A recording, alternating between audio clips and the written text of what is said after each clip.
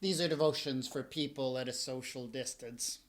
One of the hot topics you see in the world today is the whole topic of oppression, and you have various groups who claim that they are being oppressed, and sometimes you have people on both sides of an argument, right? Claiming that they are being oppressed.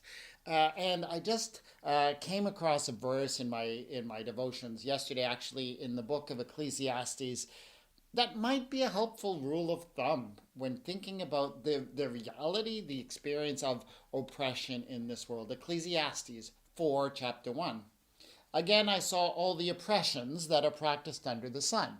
Look, the tears of the oppressed, with no one to comfort them. Poor oppressed people. On the side of their oppressors, he goes on to say, there was power with no one to comfort them.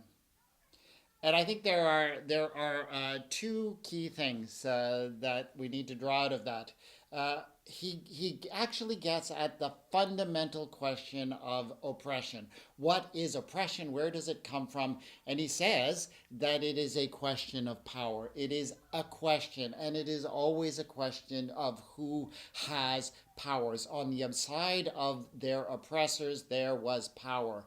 People who have power are able to oppress. And so in any situation we have people claiming that they are being oppressed, always be ready to look for, well, who in this equation has more power? Chances are they are the ones who are oppressing.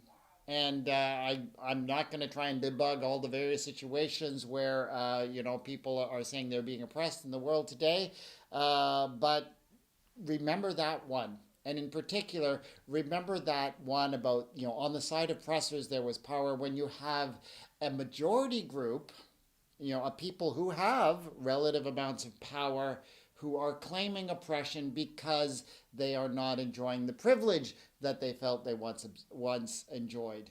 Well, if you look at that as a question of power, that might be something else. Right? So just keep that in mind. Oppression is a question of power. Always. But also this, look, the tears of the oppressed, with no one to comfort them. On the side of their oppressors, there was power, with no one to comfort them.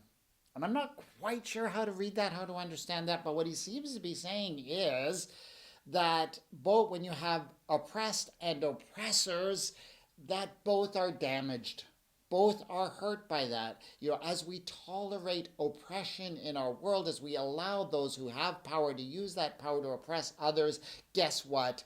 That hurts all of us. I think that's what he's saying, but study this verse for yourself and see what you think. Ecclesiastes 4, verse 1. Lord, there is oppression in this world. And there are people who have power, who have relative amounts of power, and then decide to use that to oppress others. Thank you that you recognize that this is wrong. Thank you that you are not a friend of oppressors, that you are a friend of the oppressed.